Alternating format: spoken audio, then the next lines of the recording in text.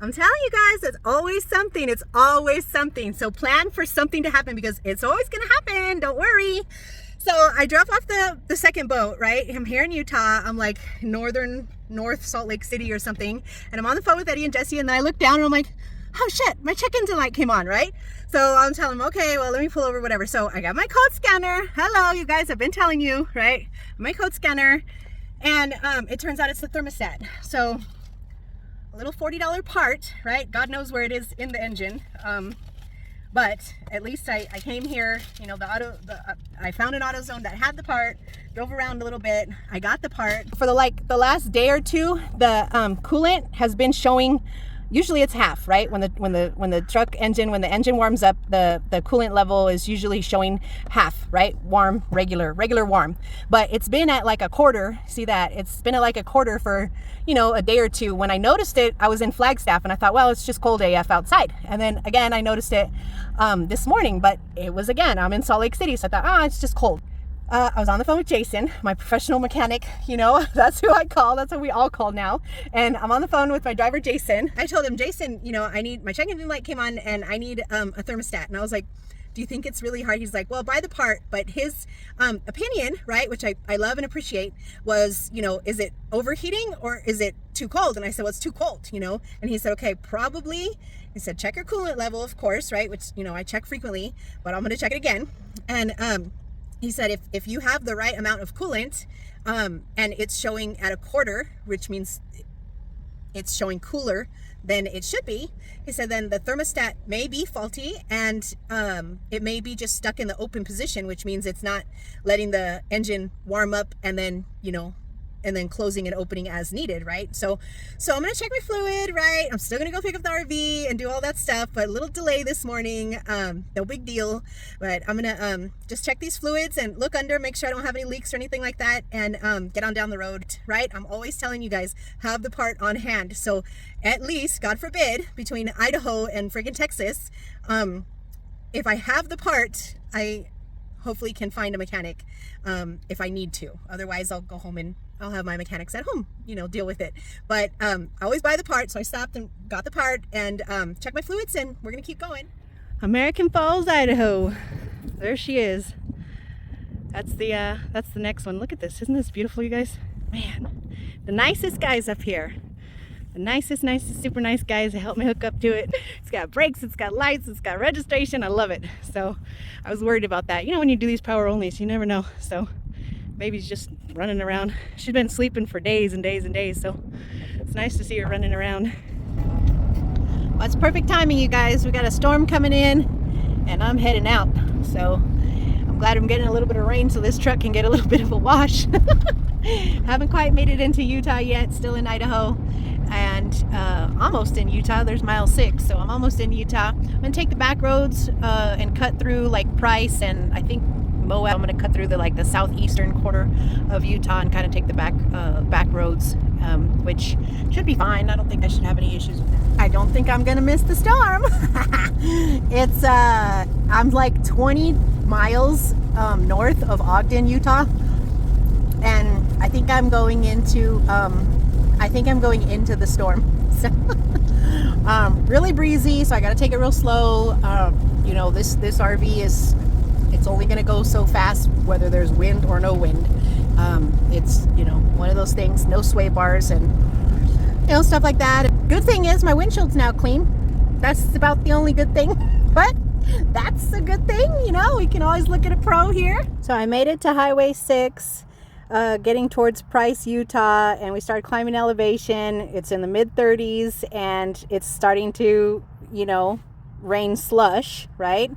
Then I keep going on my trip. Now we got like a headwind, but it's coming in from the side, and the rain was just really strong, and the wind was really strong, and everybody's lights were super bright later that night. It was rough. Then the next morning, you know, we get into northern New Mexico. It was absolutely beautiful. This is northern New Mexico. Again, still snowing, still very cold. The baby did not want to get out of the truck to go pee. Now we get into, you know, the 40, right? We get to the 40 and into Texas, and the wind was so strong, you guys. I just hit it at the wrong time. It was just the wrong day. 3 days I have been through every type of weather. Now then in Texas I get the dust storms, so we went through snow and hail and rain, everything except for hurricanes and tornadoes I went through in 3 days. It's always something, okay, you guys, I'm telling you. It blew really good, so that's kind of a bummer for my customer. They need a new rim now. But I was just checking my handy dandy travel socket set, because I was like, fuck, I don't know, I hope I have the right socket for it, you know. Ta-da! I do. I came prepared. I think, yeah, we'll be good. So the trailer has a spare, and I have a bottle jack, and I just let my customer know. So here I go with my freaking bottle jack and my little pieces of wood to jack this damn thing up. I had to, you know, jack up the landing gear and use my little bottle jack just to get it up off the ground on the side of the freaking road. It was a total mess, you guys, and that's what I'm saying. Like, you got to be prepared for anything and everything, regardless of whether you're doing power only or not. My impact would not get these lug nuts loose. I had to use my breaker bar first to get them loose, and then I could use my impact, and that was one of them that was really stuck. I tried and tried everything. I had to lower it finally to get the lug nut loose, and then I had to jack up the trailer again just to get the rim off. And you think you're done. No, you're not done. You're not done. Now this, you know, rubber from the blown tire wrapped itself around so tight on the axle tube that I was fighting with it for about an hour. Well, I give up. I gave up. I got the tire off. I got the spare ready. And I got down there and realized how tight that this blowout had wrapped itself around the inside of the axle tube. So I can't, you know, I don't have a big enough, sharp enough knife to cut through all of this rubber, and it just sucks. And I just don't have the muscles. That's the one thing. It's the one thing about being out here and not being a guy, is I just do not have the muscle mass that you guys have. So I put a zip tie on it. Zip tie it. I'm not far from the next town. I'm gonna limp it down a mile or two and pull over and see what she does, and see if I can't get it to a tire shop to avoid, you know, my customer having to pay about a $200 or more service call out here to the freeway just for this. I mean, you know, this will be probably a $20 thing if I can just get it to the shop. So this tire guy just, you know, popped it off so quick, and I was over there fighting with it. I poked a hole through the rubber with my knife to get the breaker bar in, so that I could use leverage to hopefully, you know, get the old rubber loose, and I just couldn't do it. You know, I just wasn't strong enough. And so now I've learned I have to have more tools in my trailer, or in my truck I should say.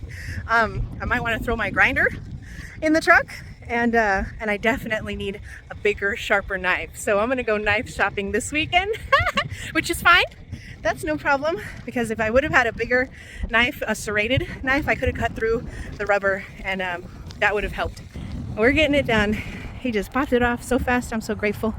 Didn't mess up anything else. I took it real slow. It was a bit of a drive to get over here, so we'll be done. We'll have it fixed in no time. All right, she's all dropped, boys and girls. I got a little bit of a drive to get home, so I'm gonna get on that, and then tomorrow we're gonna talk about power only.